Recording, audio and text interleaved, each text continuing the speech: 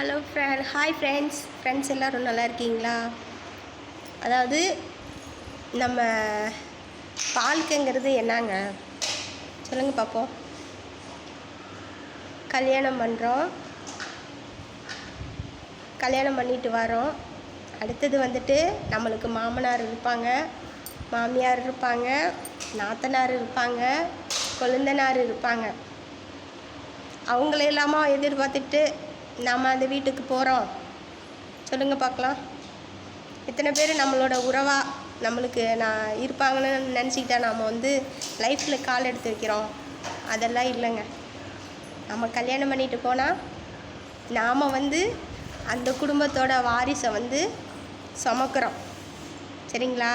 சுமந்து அந்த வாரிசை இந்த பூமிக்கு காட்டுறோம். அதுதாங்க வாழ்க்கை. இதை நல்லா முதல்ல புரிஞ்சுக்கோங்க. சரிங்களா?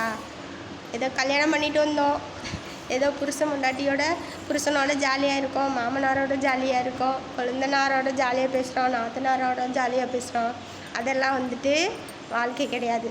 கல்யாணம் பண்ணிட்டு வந்தால் கர்ப்பமாகணும், ஒரு குழந்தைய பெற்றெடுக்கணும், அதை நல்ல முறையாக வளர்க்கணும். அதான் ஒரு பொண்ணுக்குள்ள மிகப்பெரிய மதிப்புன்னு சொன்னாவே இந்த ஒரு விஷயந்தான். சரிங்களா? ஒரு குழந்தைய சுமந்து ஒரு குழந்தைய பூமிக்கு கொண்டு வர்றது தான் ஒரு பெண்ணுக்கு பெருமை.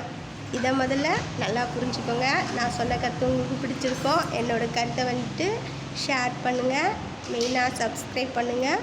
அடுத்தது நான் சொன்ன கருத்தில் எது டவுட் இருந்தால் கமெண்ட் பண்ணுங்கள். தேங்க்யூ.